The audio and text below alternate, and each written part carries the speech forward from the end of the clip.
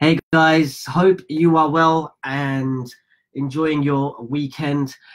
I'm so grateful to be joined by Amisha today, and we were going to be talking about nutrition, diet, and disease. So it's a topic that there's a lot of people that have actually asked questions already, and I realized, and I'm so grateful that Amisha actually reached out and wanting to do a live with me, especially with all the other lives that I've done. Especially this, I think, is going to connect with a lot of people. But um, it's a vast subject, so we're going to try and keep it to like 40 minutes to an hour. And then, of course, if you've got any questions and you connected later on, please do be just write the questions, email us, or even I've tagged Amisha into this post. So please do continue asking questions, and I will upload this on YouTube as well later on. So please do share this, because I think it's going to be very powerful in terms of, especially when you listen to some of the case studies that me and Amisha were talking about when we were trying to structure this live. I'm actually very shocked on what we're going to be talking about, so it's definitely going to connect with a lot of people. So thank you Amisha for joining me on this live. So just as a start off, what we're going to do is I just want you to just introduce yourself, just so Yep. what you do, and why this topic is close to your heart. Yeah, Is sure. that okay? Hi, everyone. So I'm Amisha, and obviously I'm here. So talking about what I do, so I'm a naturopathic nutritionist and wellness coach. And I think within the nutrition space, there's a lot of kind of questions around what type of nutrition or what kind of things nutritionists do, and what's a dietitian, what's a nutritionist, and what is naturopathic nutrition. And I feel like naturopathic nutrition is a type of medicine that uses natural remedies to kind of heal the body. Mm-hmm. And it looks at healing the whole person. But what's so special about this kind of whole branch of medicine is that it is evidence-based kind of science.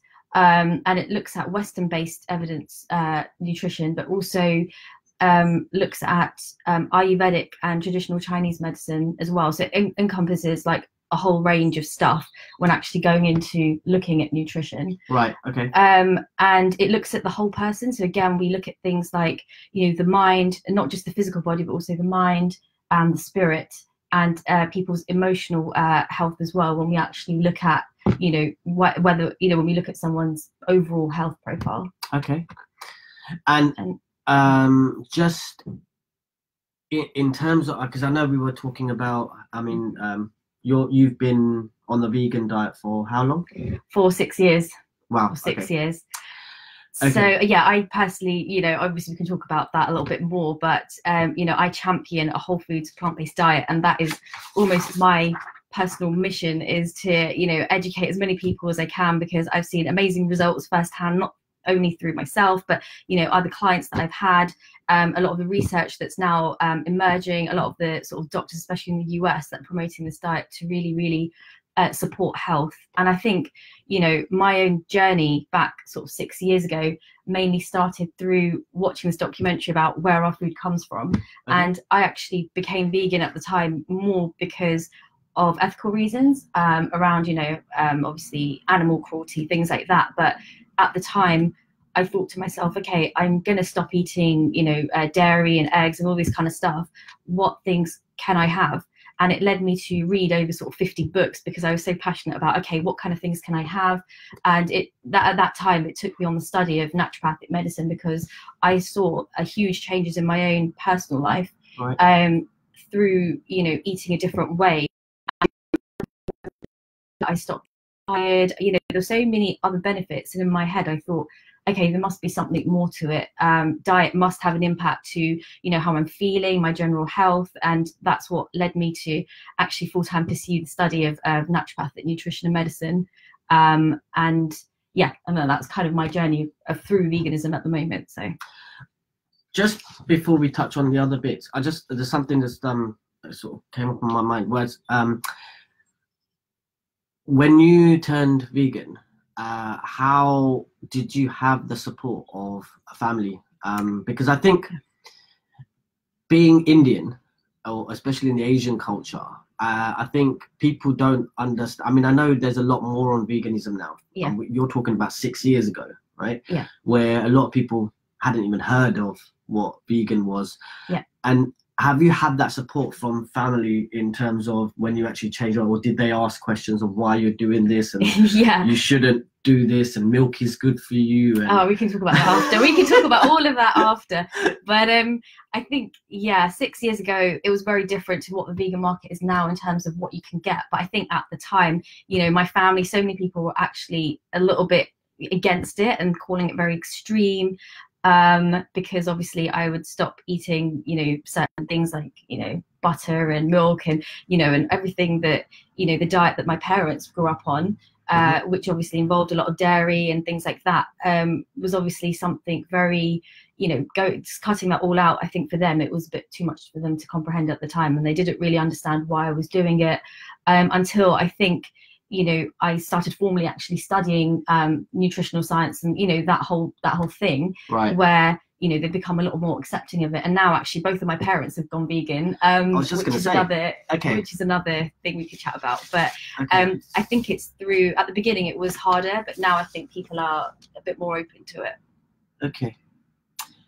So what other sort of areas did you want to cover? Because this is your life, and it's sure. Something that, you know, we want people to connect with. So I'm just gonna, before we go on, just hi Nadia, Andrew, hello mate, Chirag, Charmi, hi, Dipti, Andy, Krishna, Jyotilal, Salih. It's nice for you to join. Thank you very much. As I said, it is Sunday morning, and thank you for taking time out to actually join both me and Amisha on this live. Just if you joined in late, it's just a conversation on, we're going to conversate on nutrition, diet and disease. And especially with Amisha's background, I think this is something where she's so passionate about, and it's nice to share her knowledge and her journey of why she's doing what she's doing, because it's something that's realized, especially with all these three things.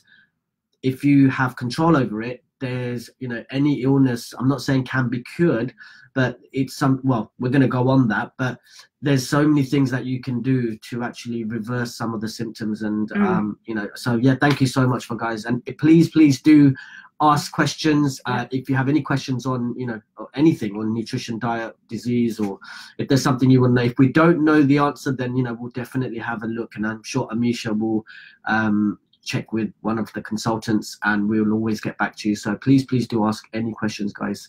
So cool. Yeah, so I think going back to, so I think obviously where we talked about the idea of science and nutrition now, so I think it's, you know, for me, a lot of research has gone into something called the blue zones, and I don't know if you're aware of what they are, or if anyone watching is aware, but it was a huge research project done by, you know, a load of scientists to look at different areas of the world and find populations who are living the longest without any disease. And there's 5 places in the world. So there's Sardinia in Italy, Okinawa in Japan, Loma Linda in California, Nicoya Peninsula in Costa Rica, and Ikaria, which is like an island of Greece. So this is where they found, you know, commonalities almost between these regions, and people ask the question, okay, they live here, and, you know, what's their secret essentially to, you know, a lot of the diseases we see here, like Alzheimer's, cancer, things like that, don't really exist in those areas. And so they conducted a lot of research as to what are they doing over there. And, you know, they found 4 kind of commonalities, which was 1, routine movement through the day. So there they were moving their body, because as humans we need to be moving, but obviously the issue is, you know, the lifestyle that we kind of lead at the moment is very sedentary. We're kind of not moving around as much. So in these areas everyone is doing some form of activity, right? You know, strong relationships. So again, there's a big sense of community there, so people aren't isolated, because as you know, humans, we like connection, we like social connection with other people. So they had a strong sense of community there. The third thing was a strong sense of purpose. So again, it was the idea of waking up with a sense of, okay, what is it I'm going to do? Why am I on this planet? You know, thinking about things very kind of spiritually almost, and there was a spiritual element to their health. And the fourth was that they were all predominantly on a plant-based diet. So that was, you know, and obviously we can talk about all of these things, but given that we're here for an hour, I just wanted to mainly focus on, you know, the plant-based diet aspect, because there they were saying a month, I think, you know, they were eating, you know, a small amount of meat probably once a month, something very minimal. Okay. So the commonalities were a plant-based diet for sort of longevity. And, you know, for me, I think the other thing to stress about the field of nutrition, that, you know, the stuff that I've learned, is that I think it's very easy for a lot of people to accept, okay, in my family, cancer runs in the family, diabetes runs in the family, all these sort of chronic things, that you're going to get it because it's in your genes. And I'm here just to say that's actually not true at all, because there's a whole emerging study of something called epigenetics that looks at, you know, it's now found that it's a lot of lifestyle factors that contribute to whether you get something and whether these genes are turned on. So it's almost like, you know, stuff like stress, what you eat, how you sleep, all of those things can actually determine the course of, you know, whether you get something or not, if that makes sense. That does make sense, yes. Okay. So I sort of came across all of this stuff, and I think for me, back when I started studying, I used to ask the question a lot of, okay, how comes, you know, where we live now in the West, we have things like osteoporosis, we have Alzheimer's, we have, you know, cancer, which is now becoming such a huge thing. Whereas you go to like a tribe in Africa, or you go to like a little island somewhere, you know, in India, wherever, they don't have osteoporosis. That whole disease does not exist in some of these places. So for me, it was back then asking all of these kind of questions as to why, you know, do we have a lot of this kind of stuff here, whereas elsewhere, what are they doing differently that we are missing? Right. And, you know, I have looked at a lot of the research, and I've looked at so many different things, and I feel like, you know, I definitely champion, you know, a plant-based diet to be able to heal and even reverse a lot of the chronic diseases that we have here today in the West. So have you so you say about the reversal, and have you actually tested it or not tried it with someone, but do you know, I mean, has that been a case in terms of, have you seen positive reversals or? Yeah, so actually we can talk about, I mean, a case study here, but I think, for example, I think going back to, again, what naturopathic nutrition is, I think the other aspect which is so important is to get to the root cause of why something is the way it is, which maybe I should have mentioned earlier on. And yeah, I think you should, if you can elaborate on that. So, okay, for example, how would you find the root cause? So the difference between obviously very Western based medicine and obviously, you know, complementary or alternative medicine is the idea of, you know, at least finding what the root is. So for example, if you go to, you know, your GP and they do a blood test on you and they say, okay, you have high blood sugar, you know, take a diabetes pill or whatever it is, and then that's it. Whereas here on this side of the fence, we like to explore, okay, what is causing the diabetes? What is it that's actually going on deeper in the body that is actually driving the disease? So it's not a matter of, okay, you have this and accept it and here's a pill. It's actually, okay, how can we holistically take a view, looking at not only, you know, what food you eat, which is obviously important, your lifestyle, different systems of the body. So we analyze, you know, gut health, hormones, stress, lifestyle, so many, you know, different things kind of come into play. Okay. And then you can kind of identify, it's almost like unpicking layers of things, and then you can really go in deeper and identify, okay, what's imbalanced and what is it that's driving this to happen? Because, you know, the same ways if you cut your hand, within sort of 5 days it heals itself, or you break a bone, 6 weeks, you know, it heals itself, because our body is amazing and it's got the intelligence to be able to, you know, okay, how do I, you know, help you heal? Yeah. And it's the idea of, okay, our body's got everything it needs, but we need to create the right environment for us to be able to support health. Right. Okay. Basically. In terms of testing, in terms of finding out the imbalance, what are the tests that are involved? I mean, is it just you sort of just talking to specific tests like blood tests or whatever in order for you to find what markers are out of place? Yeah, so within naturopathic nutrition, it looks at the functional medicine model, which is a system of medicine that acts on function, basically. So here we're looking at, if you do go and get a blood test, you know, even if, say, you have a vitamin D reading that's like, you know, one marker in the range, you know, the doctor might say to you, okay, like that's fine, you're in the range, your D is fine. But here, actually, within functional medicine, we need to look at what's the optimum that your body needs to not only sustain health, but to thrive. So going back to the different types of tests, I think it's very much person specific. So again, going back to a very personalized form of medicine. So each disease, each person. So again, we're not looking at the disease here, we're looking at treating the whole person holistically. So each disease is very specific, and I think each person, some people may not require testing because some of the testing that we have access to, so you can have a full range stool sample testing, you can even test for certain types of cancer markers even now before even getting cancer. There are also some inflammatory things that you can test for, but I think there's a company over in Canada which actually does that for us. But again, that's obviously, you have to pay a bit more because all these tests aren't cheap.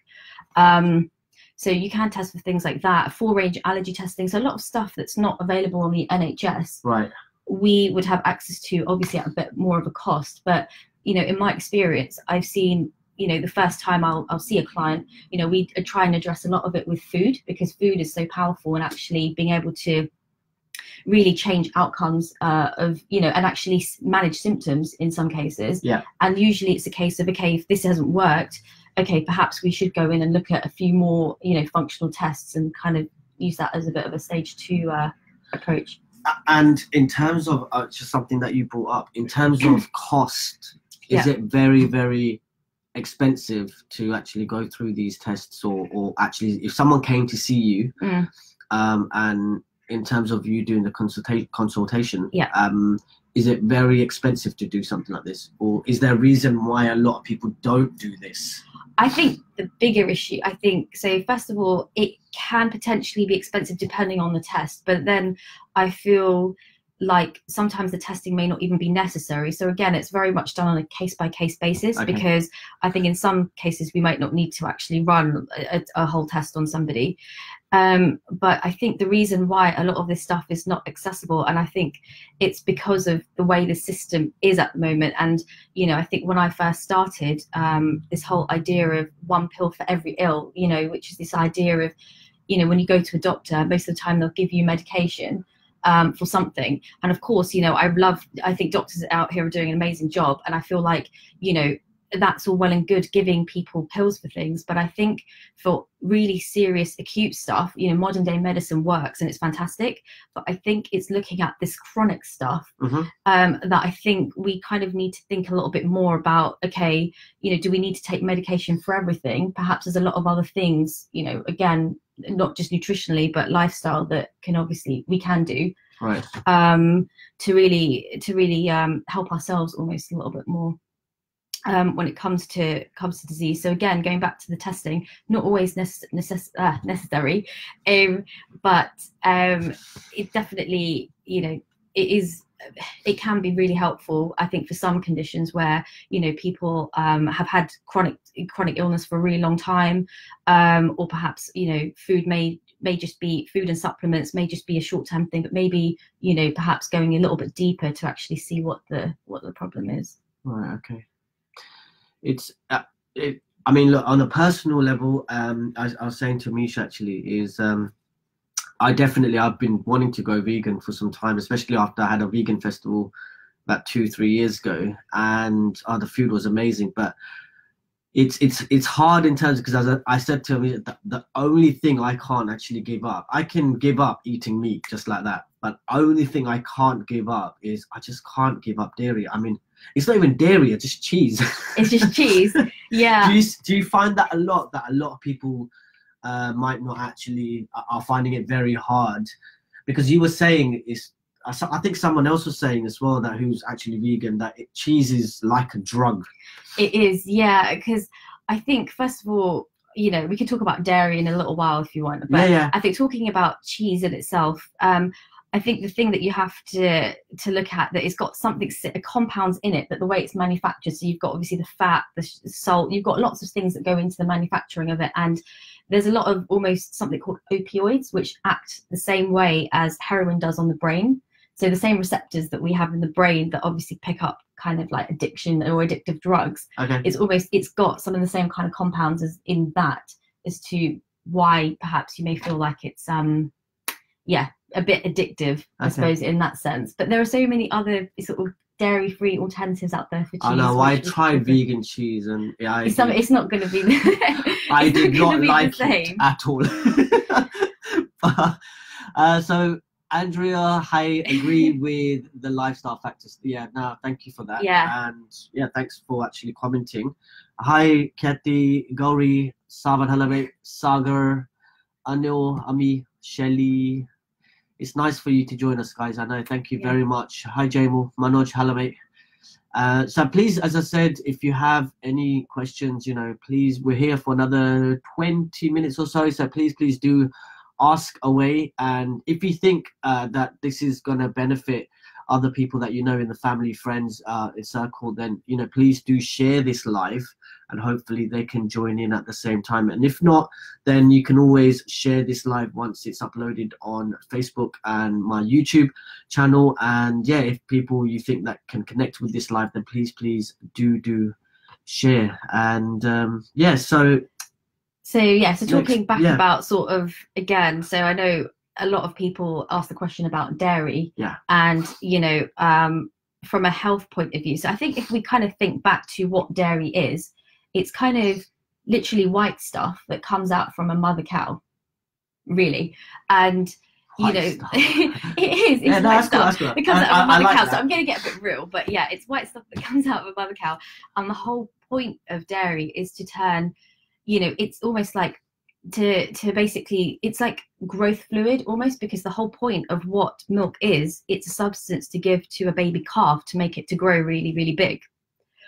So in terms of purpose, that's kind of what it does. And the problem when we as humans, start consuming dairy, is it's just more a fact of, okay, why are we drinking another species milk? Because we don't do the same with cats, we don't do the same with lots of other giraffes. Like, we somehow picked cow as being, through some sort of social conditioning back years ago, but also a lot of advertising from dairy companies that have advertised, and I personally feel like missold the public a lot. And that's personally why I've made, this kind of thing my mission. And again, I'm so grateful to be able to share this, because, I feel like, the dairy industry have almost sold us the wrong thing back years and years ago, when they kind of say, okay, we need calcium, and then you only get it from milk, you get all this stuff.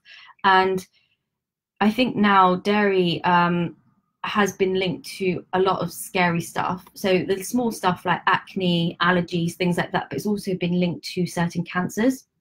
And the thing about that is that, again, we talked about dairy being a thing that helps something grow. And if you look at, for example, something like cancer, that's looking at loads of cells that divide and are constantly growing. And obviously putting dairy, consuming something like dairy can also make something like that worse, if we're picking on one element of it.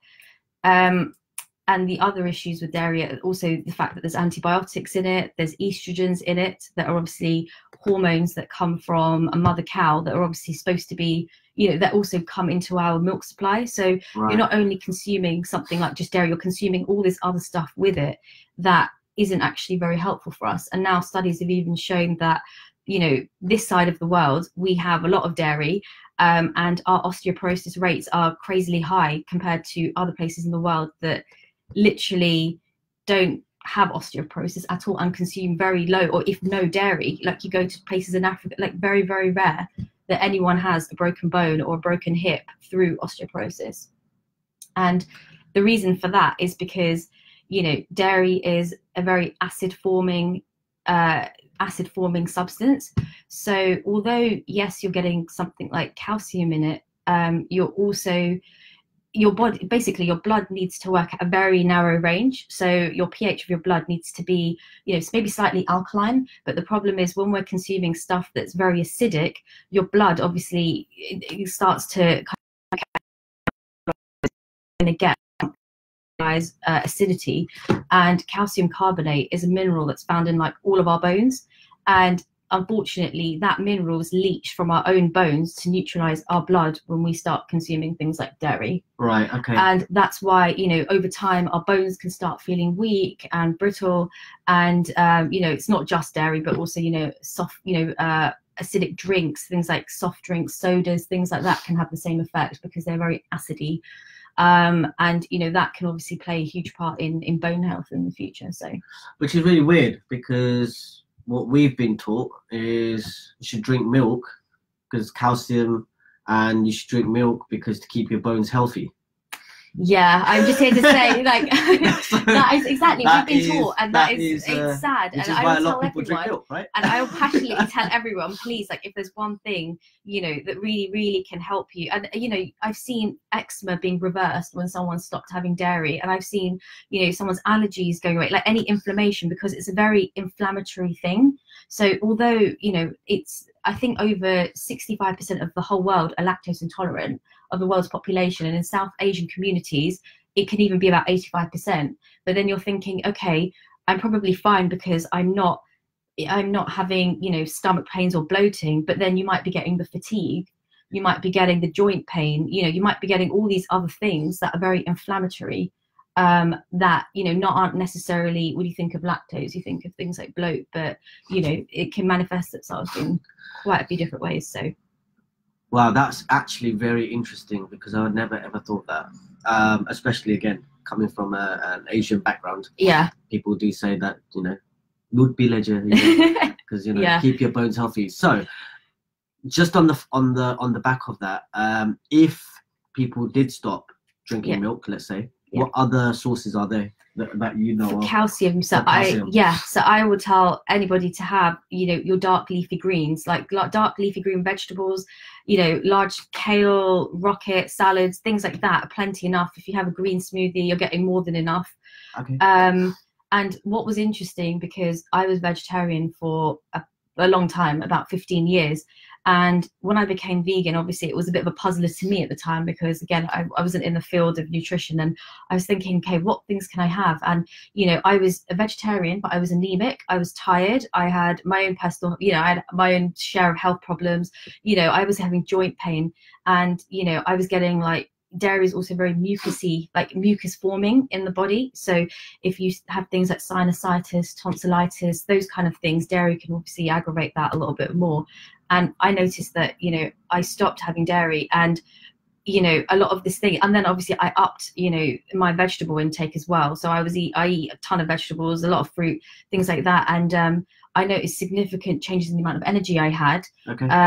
I, you know, no longer had a lot of the pains. I no longer had a lot of the stuff that was making me feel tired, because, you know, I realized that I think dairy was creating some kind of inflammation in my own system that it does in the majority, pretty much everybody.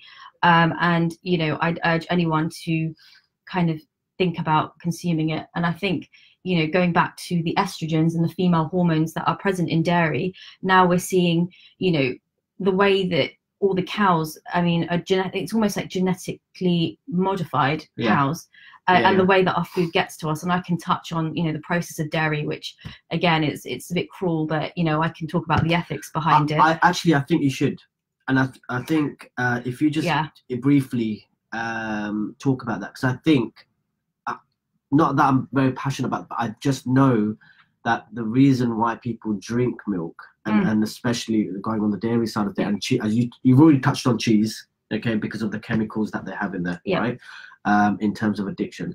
But I think, definitely touch on the milk side of things, the dairy side, because I think a lot of people drink milk because they've been conditioned to, right? They've been told that if you don't drink milk, you're not going to get calcium.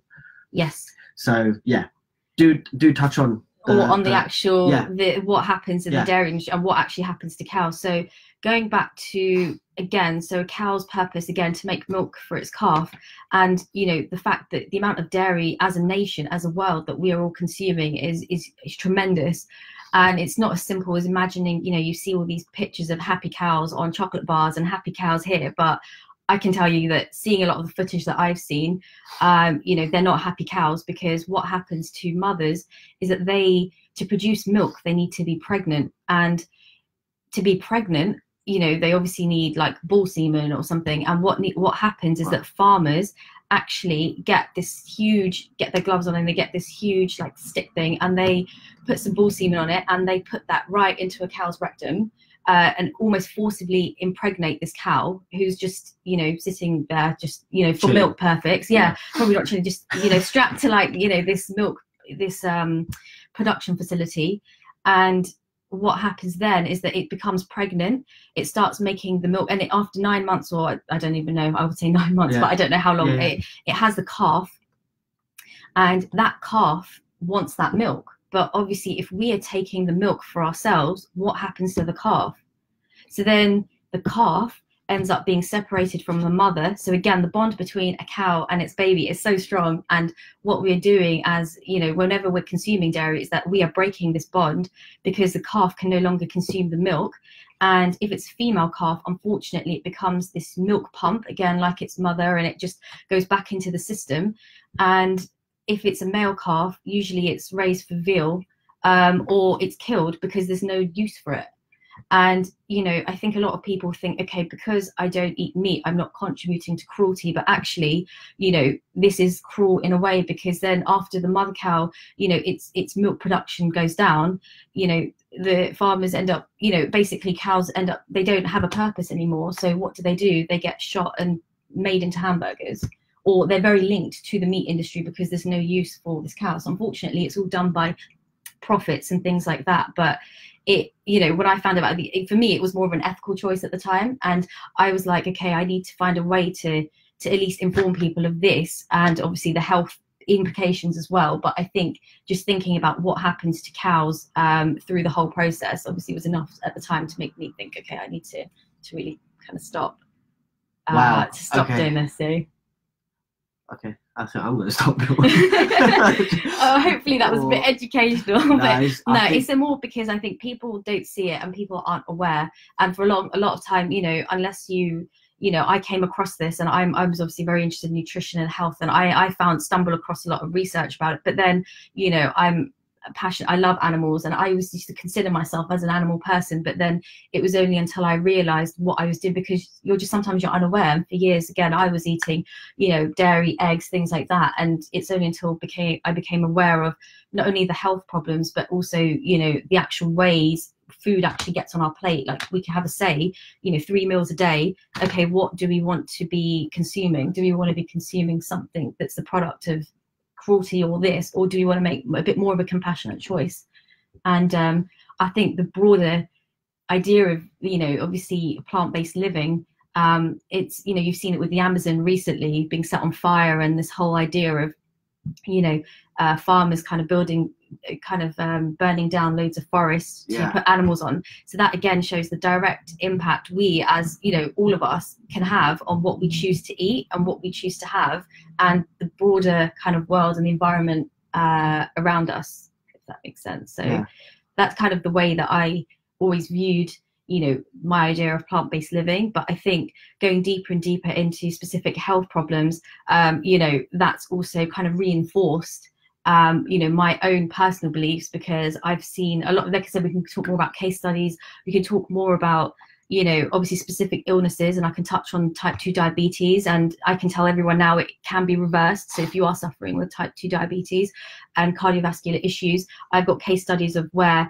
you know, I've seen it. I've seen people who had type 2 diabetes and made a lot of the lifestyle, the diet changes, and, you know, been completely transformed on that. So we can touch on that if you want. Yeah, I think it's nice to have a case study, because I think a lot of, you know, there's a lot of people, I mean, and I'm so grateful for all of you guys again, you know, that you've all connected, guys, and I'm hoping that you're finding this useful. If not, then let us know, because remember, this is not our live. It's the live is there for you guys to sort of take something away from it. And so if there's something that we haven't touched on, or you have a question, or you think, okay, actually, you know, I'm very passionate about milk, let's say, and you want to know more about it, then, you know, by all means, you know, we're here for another 10 minutes. But yeah, just let us know, because as I said, we know what could just keep talking. Yeah, And I Amisha can said, waffle. I can waffle we about can anything. actually do this for 3 hours, but I said to Amisha, we have to like sort of keep it, short. Yeah. So again, like, yeah, I'm happy to take any questions because, yeah, questions are always better for me because it keeps me quite focused as well. Because if not, I can just ramble across to like different planes. I'll just sit and keep rambling. So yeah. So there's a few other people that have connected. Hi, Vishal. So true. Sabi, hi, so useful. Thank you for sharing. Thank you. It's okay. Thank you for joining. Yeah, thank you for joining. So here we are. Jigna, love the description. White stuff out of mother. Out of mother. Yeah, if you haven't, if people that have joined late, yeah, go back to the live and you'll know what she means by that. Andrea agreed with the lifestyle factors. Okay, I think lifestyle factors is something I do want you to touch up on. Sure. Okay. So the two things I think we need to touch up on is lifestyle. Yeah. Because I know you've got something on your notes as well here. Yes. So longevity. Lifestyle and longevity, because I think again, so going back to, the idea of our genes and how they're influenced, and a lot of the stuff is the environment, and by environment, so our food, whatever we eat, obviously goes into our cells. That can determine what kind of chemical reactions happen, what kind of things happen in our DNA. So food we kind of know, but also stress, because the other thing is there's no point, I can tell you to eat everything possible that's super healthy and you're doing the right thing, but if you're constantly stressed, you're not going to be, it's just going to negate the effect, and there's kind of no point doing all that stuff. So stress is a huge part as well. So managing stress through things like meditation is amazing. And I think one thing that I would tell a lot of people is that probably to become more aware of your body, and probably, to start thinking if they don't ignore things. So at the moment, sometimes we get into this habit of, oh, I've just got a bit of pain here, it's fine. It's almost as if your body is talking to you, because where you have, symptoms like, pain, or if you are angry, or if you're like, for us, they're all symptoms. So anger, frustration, they're all outward symptoms. That isn't the root, if that makes sense. And here we're going in a little bit deep. No, that's good. Don't worry. Which is fine, but again, I think really paying attention to your mind. Mind is a huge thing, and I can talk about that as well, about the placebo effect and some of the amazing things that I've read and seen about mind body healing and things like that. But I think making sure that we've got time for ourselves and building a really good routine, like a morning routine, and that's something I really have to do, because I feel like setting up your day right and making sure that you're even thinking about positive things and being positive in yourself, because it's almost as if you go deeper inside ourselves, we are, how can I put it, like we have like cells, and then we have all these atoms, and we have lots of stuff going on, but essentially everything is held together by our own life force, which is some form of energy, if that makes sense. Yeah. And it's almost as if and that's the way acupuncture works. I don't know if you've ever tried acupuncture before. Actually, no.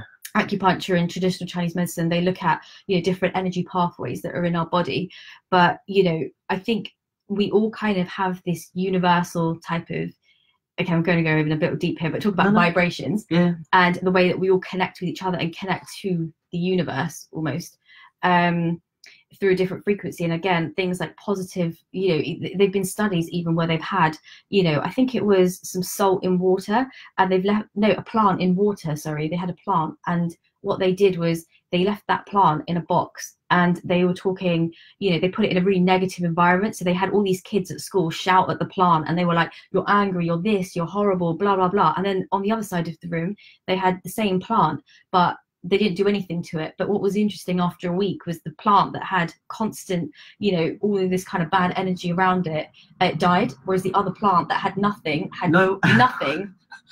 Which is mind-blowing, because that shows the power of actually our own thoughts, the way we think, the way that we are really can determine, obviously what goes on inside of us as well. So again, this is going pretty broader than just nutrition, but it's very dimensional. And I think that's what happens when you get into holistic medicine, rather than, again, treating each individual disease, because I think the problem with that is that, again, that's very much symptom management, rather than getting to roots of things, of our own illnesses.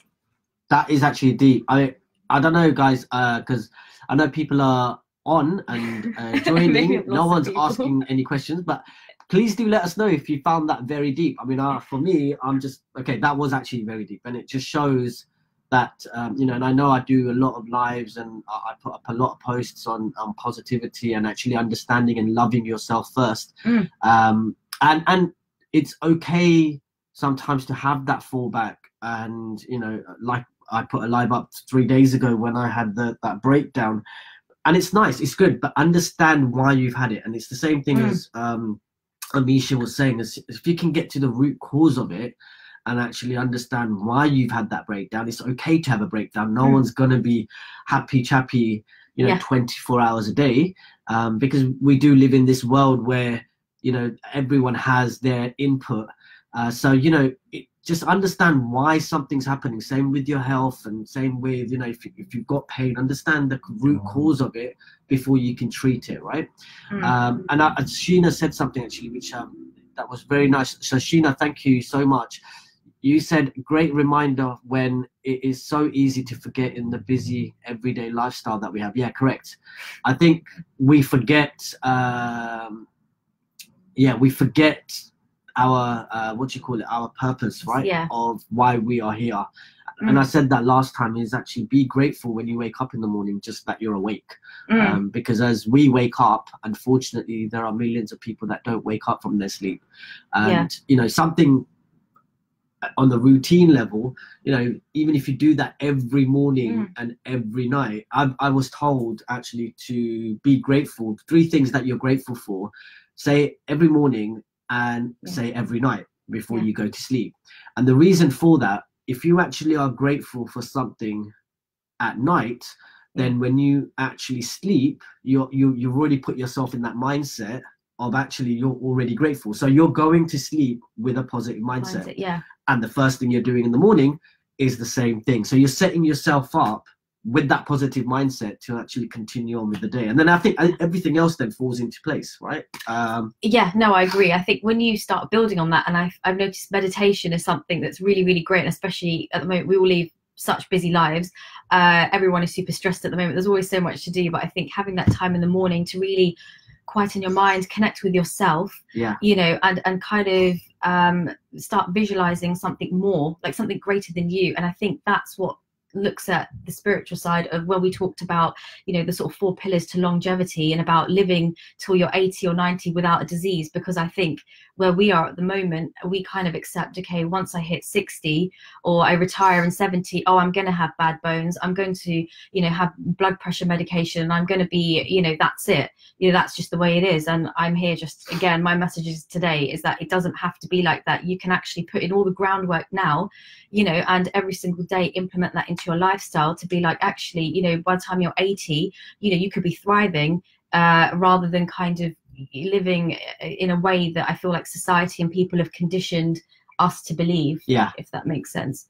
So I think that's why I think nutrition is so powerful, as well as obviously cultivating some really good habits around, you know, obviously mindset work, you know, looking at the meditation, managing your stress, and, you know, obviously the other lifestyle thing was sleep. Sleep, again, is really, really important. I know we had a bit of a chat about sleep and lack of sleep, lack of, but, you know, even getting really good sleep every night and making sure you have a really good sleep routine and getting into deep sleep, because that's where your body really starts to regenerate and detoxify and digest, you know, and start almost kind of repairing itself. And, you know, studies have shown, like, you know, if we are sleeping less and less, you know, now, you can never get that back. And that's actually linked to higher rates of dementia in the future, because obviously, you know, your brain also needs to repair, and your mind, you know, I think you may have noticed after, you know, having a few nights of bad sleep, and then going to work in the morning, you'll feel like, well, I personally have done that, and I feel like a zombie.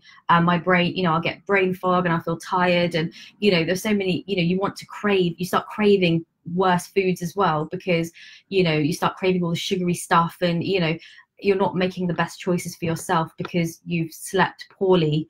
and you're not refreshed and centered and grounded in yourself. Yeah, I do that. So I think you know, sleep is really, really the most optimal time is to get yourself into bed by 10. Which may be quite early for a lot of you guys, but you know, I actually can't stay awake past 10. That's what time 10. The party starts for me. That's when they finished eating. Okay. Yeah, for you.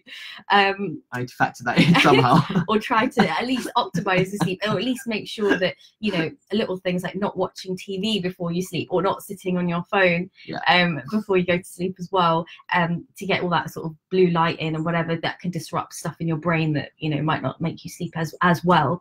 So it's almost making sure you're getting really, really deep quality sleep, and there's lots of different things people can do to optimize that. But I know this live isn't about sleep. No. We can do another live. We can do another live. We're going to do another live on that. So guys, if you think we should do a live on sleep, then please let us know on this live, and we'll definitely, I'm sure Amisha will be grateful to come back, you know, and talk about sleep.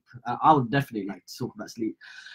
So Amisha, just what we're going to do is, I just want, if we can go through just a case study. And then we've just got about maybe 5 minutes, and then we'll open up to just some questions that our viewers have. Okay. I've got a few questions which have been just texted to me, so we can go through that if that's okay. Okay, sure. Yeah. So just if you can go through one case study, just so people can sort of, you know, I think when you have a case study, I think people can sort of then reflect and sort of, you know, some people connect to it, right?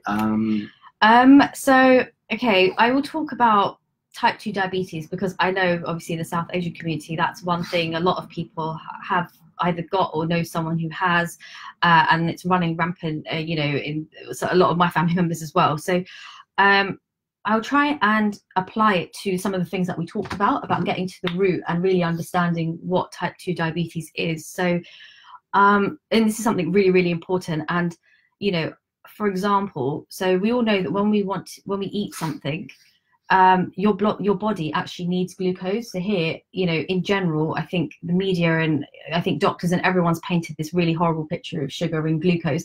But actually, when you break down any molecule of food to glucose, your body, your muscles, your brain, everything needs that to function.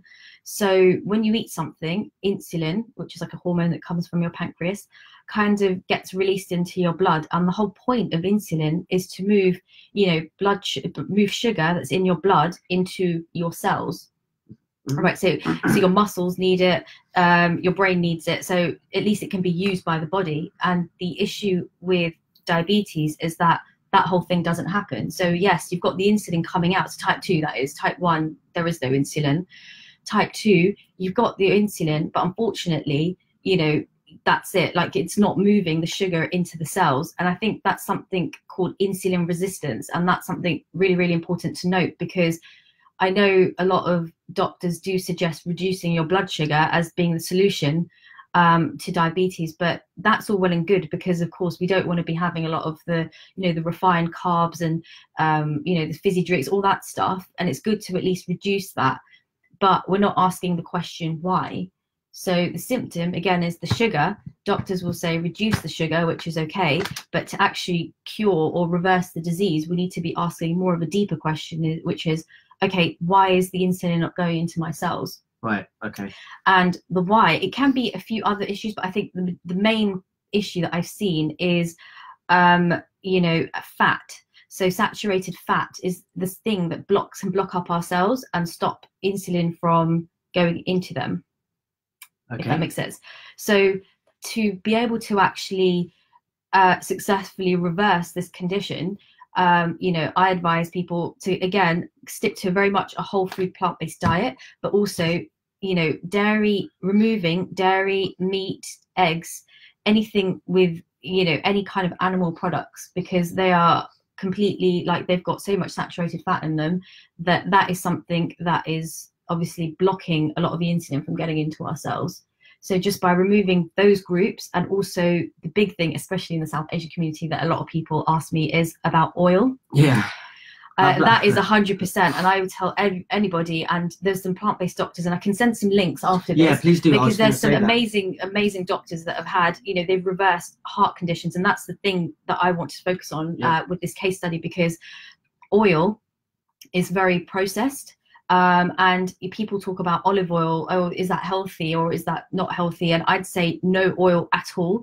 And actually, you're better off eating the olive than consuming a highly processed oil, because again, it goes through loads of processing, and you've stripped out all the nutrition, and all you're left with is pretty much empty calories that are really damaging things like, you know, your cells and also your arteries. And again, that links very much with type 2 diabetes, because again, with plaques in arteries, I've seen cases where plaques have been completely reversed. So you know, where people have these kind of plaques of cholesterol that kind of build up in people in arteries. Okay. All right. So that's something to do with that, which we could talk about, which is to do with heart disease, but focusing specifically on diabetes. So again, we want to be removing a lot of these, you know, sort of animal products to be able to actually move glucose into our cells. Right. And that would actually, you know, and I've seen a case of where that's happened before, because there was a client of ours, and he was 50, and he needed a surgeon said to him that he needed a triple heart bypass because 2 of his arteries are again completely blocked. But with cholesterol, we can talk about cholesterol as well, which is a whole other thing, but they're completely blocked. And at the time, doctors just said to him, the only solution for you is to have surgery. And at the time, he didn't actually want to. So he came to speak to us, and he said, look, the doctors are saying this. And he was taking aspirin, he was taking statins, he was taking metformin. So he was taking a whole concoction of medication. And he was just saying, look, is there anything more I can do? Because obviously I need some extra help. Like, what more can I do? So we actually encouraged him, got him a really good plan. Again, you know, talked about not having any oil in his foods, removing, again, meat, dairy, eggs, and not cooking with oil. I think I said that. Yeah. And also, again, implementing all these kind of different plant-based foods, which I can touch on afterwards. And he successfully, it took him about 6 months, but doctors, he lost a whole load of weight, and the doctors actually were shocked. And the fact that, you know, he'd actually managed to successfully actually not only, you know, get rid of the symptom and get rid of his medication, but the plaques in his arteries like left, so blood could actually start going to his heart, and he no longer needed surgery. And now he's doing Pilates, and he's doing yoga, and he's just loving life. And he was in his sort of mid 50s, I think, mid to late 50s, where he thought, okay, it was kind of normal for this to happen because it's happened to all my friends. But at that age, right, he took a very much a different approach, and he's thriving. And you see him now, and he's absolutely thriving. And it's a bit of journey, I think, even for him, because, you know, he was saying his wife had to cook, you know, new things. And I think it was almost like unlearning the stuff that we thought was healthy for us, and kind of reintroducing, you know, sort of new beliefs about food, and obviously a new way of living and cooking. But it was just amazing to see, like, you know, after a year that he managed to no longer need any of his medication, not just one, and now he's just living heart disease free, just by simply implementing a few of the things that we talked about. So wow. Okay. Wow, I think I need to stop eating wedding Indian food. So, I think that's like my whole year's worth of oil in there. Yeah, or I've been to some weddings and you're like, hold the oil, and you're like pouring things out. It's where's hard. the actual food? Yeah, I mean, or I feel like, you know, and I understand that, you know, in life everyone's got different jobs, and it's not always easy sometimes to be able to fuel yourself. But then, you know, it might be a case of you taking a packed lunch to your weddings. Yeah, sometimes, or, you know, some things like that, where there's always ways around it. And unfortunately, I think, you know, it may require a bit of planning, but I think when you notice how good you feel, and I think that's the other thing, because, you know, eating, you know, predominantly plant-based, like, you know, I feel I can't imagine myself eating the foods that I used to eat, because I've become hypersensitive now to, okay, I'm going to eat like even a vegan pizza, which is obviously not always healthy, but, you know, I notice actually the next day I don't feel good after I eat this now, because, you know, you're more mindful, I think, about what you eat. And you've also noticed a change in, you know, I noticed change in my performance at the gym and my recovery and my overall energy. And now I think, okay, you know, maybe it's something that I perhaps I might not want to eat. Yeah, so you notice the it's change. trial is I think what people, they give up so quickly because they don't see the benefits straight away. In actual fact, I think you're already benefiting from it, but because you don't see the results, in a week. I think a lot of people realize that, okay, actually this is not for me, and they time in order for you can see results. So anyone that's deciding to thinking of going vegan, like, give it a little while. And if you do go vegan and because of this live, then let us know, because it'll be nice to know that you actually changed. You thought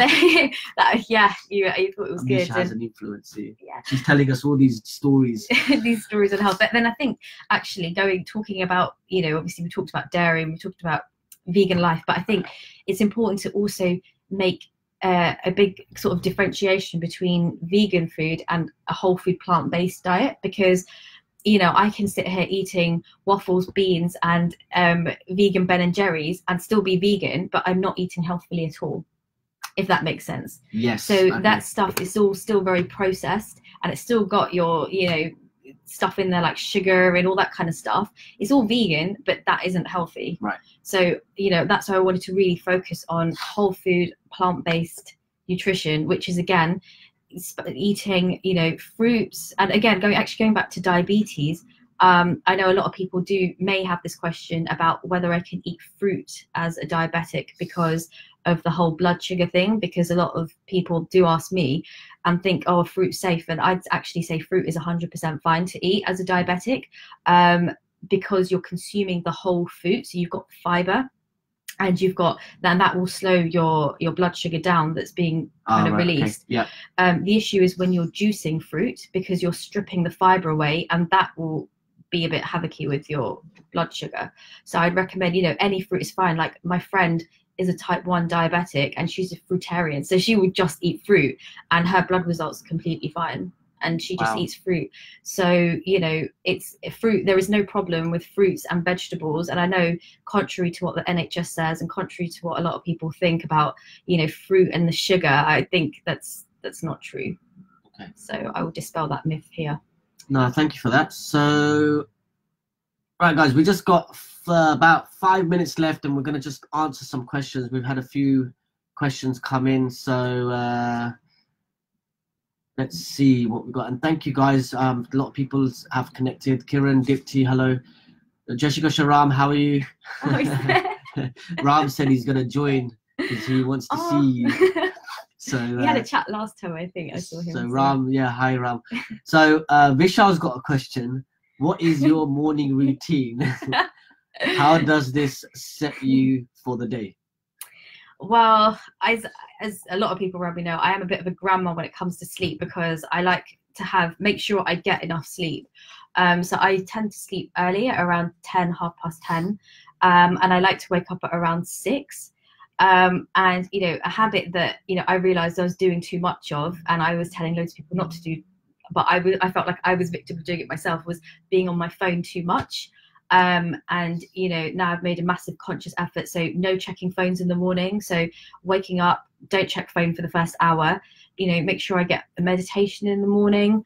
I start my day with I squeeze some lemon and put some hot water in a mug, and I drink that, and I recommend that for everybody because it's a nice way to start your morning and to almost give your digestive system and your liver a really good cleanse. Okay.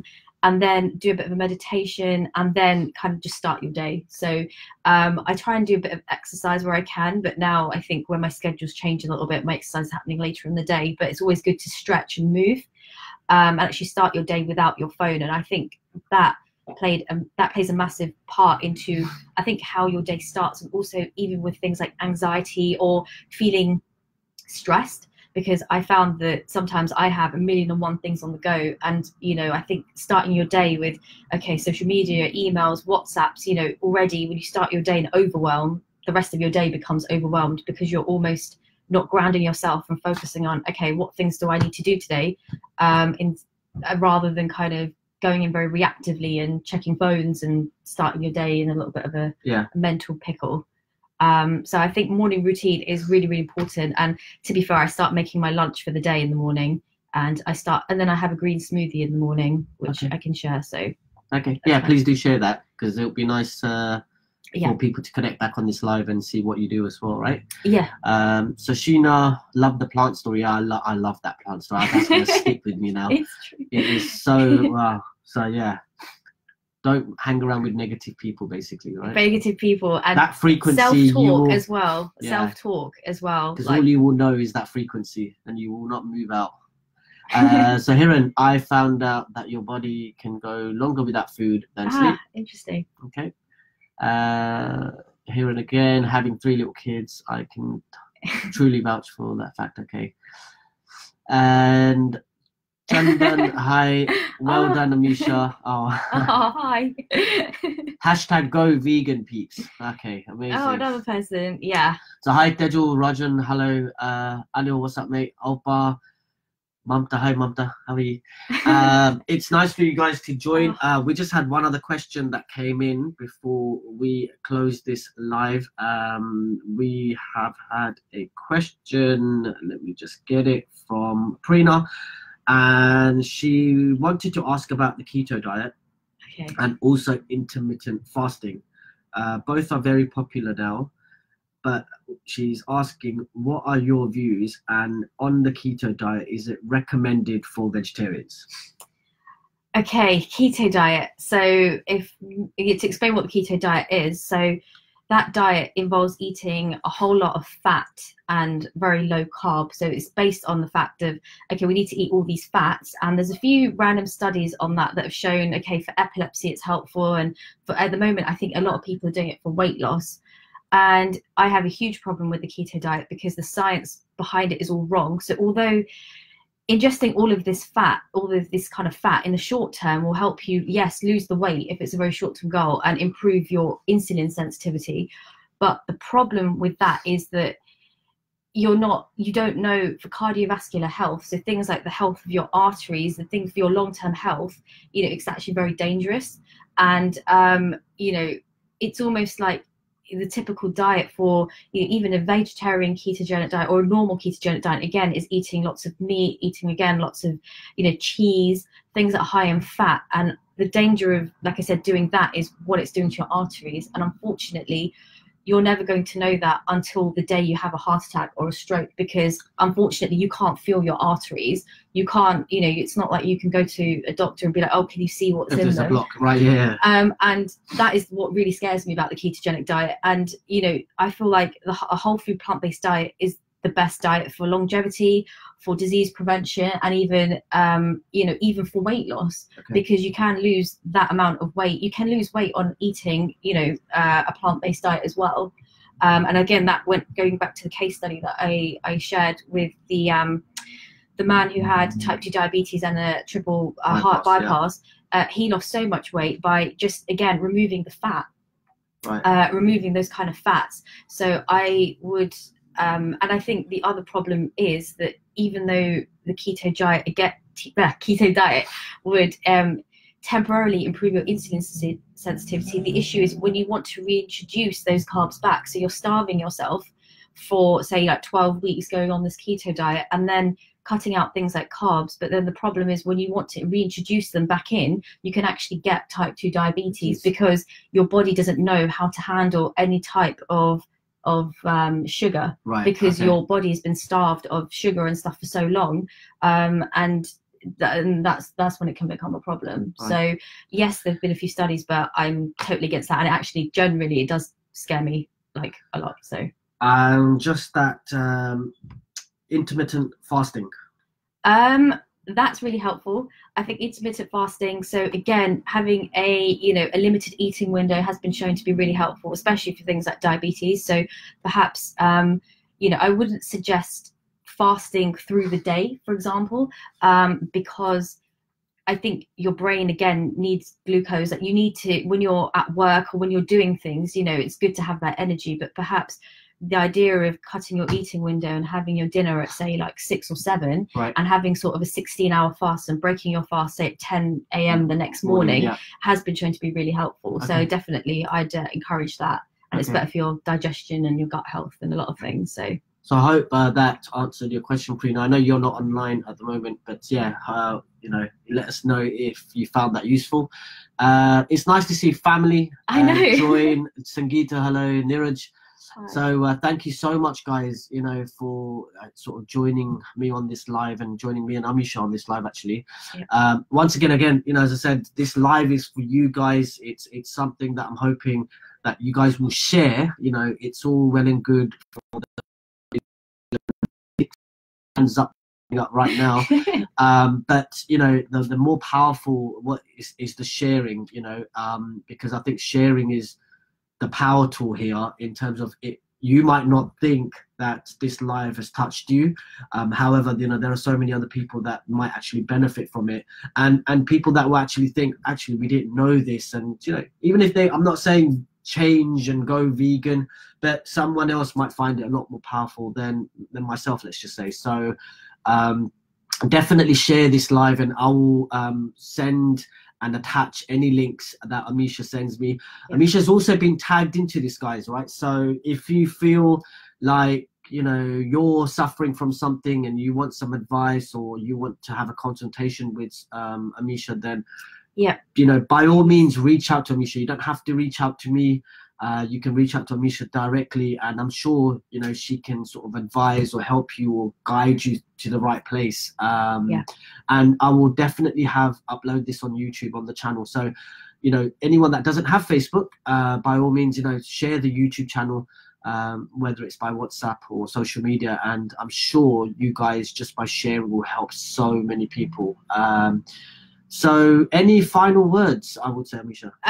No, but just, I know we covered a lot of ground. We've covered quite a lot, and we've gone to different realms. I feel like we've evolved, I think, broader than nutrition, and we've touched a lot of random stuff in the whole holistic wellness and health space.